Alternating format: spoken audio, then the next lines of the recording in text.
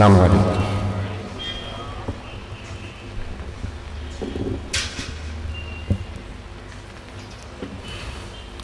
أعوذ بالله من الشيطان الرجيم. بسم الله الرحمن الرحيم.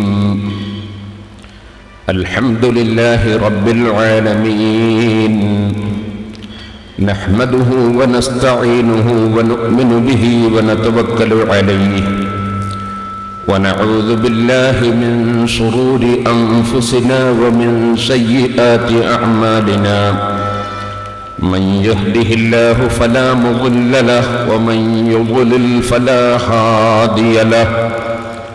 نشهد أن لا إله إلا الله وحده لا شريك له، ونشهد أن محمدًا عبده ورسوله، أرسله بالهدى ودين الحق ليظهره على الدين كله ولو كره المشركون.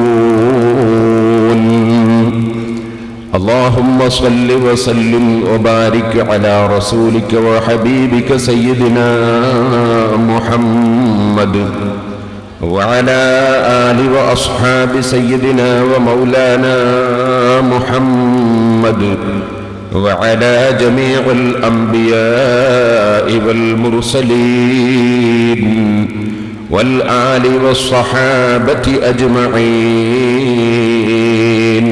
أما بعد،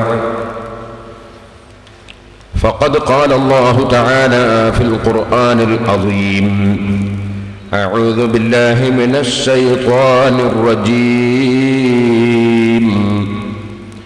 يا أيها الذين آمنوا إن كثيرا من الأحبار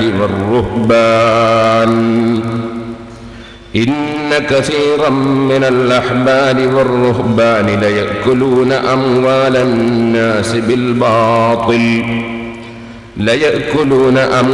الناس بالباطل ويصدون عن سبيل الله. والذين يكنزون الذهب والفضة ولا ينفقونها في سبيل الله فبشرهم بعذاب أليم. صدق الله العلي العظيم.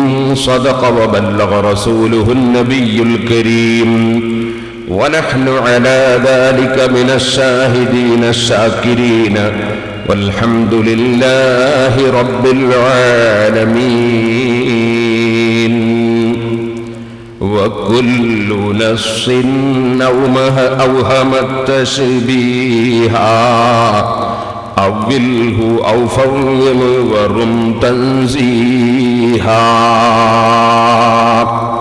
يا رب صل على من حل بالحرم طه الرسول الذي قد خص بالكرم.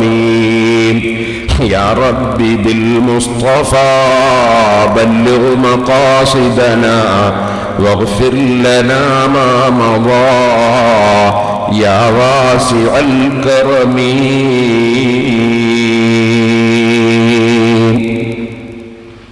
ബഹുമാനികളെ,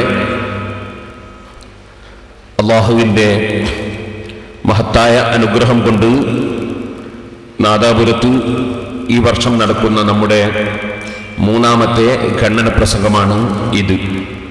ഇൻഷാ അല്ലാഹ് അഹ്ലുസുന്നത്തി വൽ ജമാഅത്തിന്റെ ആശയങ്ങൾ സ്ഥിരപ്പെടുത്താൻ വേണ്ടി ആവശ്യം വന്നാൽ മരിക്കുന്നതുവരെ ഖണ്ഡന പ്രസംഗം നടത്തും.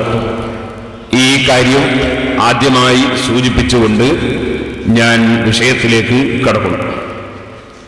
അല്ലാഹുവിൻ്റെ ദീൻ അഷ്റഫുൽ ഖൽഖ് സല്ലല്ലാഹു അലൈഹി വസല്ലം പരിപൂർണമായി ലോകത്ത് അവതരിപ്പിച്ചു, പഠിപ്പിച്ചു.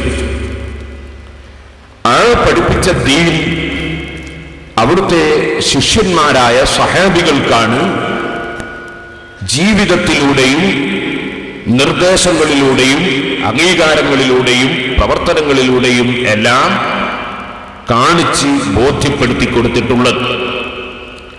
ആ സ്വഹാബികളെ ദീനുൽ ഇസ്ലാം പഠിപ്പിക്കാൻ അഷ്റഫുൽ ഖൽഖ് സല്ലല്ലാഹു അലൈഹി വസല്ലം ഫല്യുബല്ലിഗ് അശ്ശാഹിദുൽ ഗായിബ്, എന്റെ കൂടെ ഹാജരായി പഠിച്ചവർ, ഹാജരായി പഠിക്കാൻ കഴിയാത്തവർക്ക് ഇത് പ്രബോധനം ചെയ്യണം, എത്തിച്ചു കൊടുക്കണം എന്ന് ഹജ്ജത്തുൽ വദാഇൽ വെച്ച് ഏൽപ്പിക്കുകയും ആധികാരിക പദവി നൽകുകയും ചെയ്തു.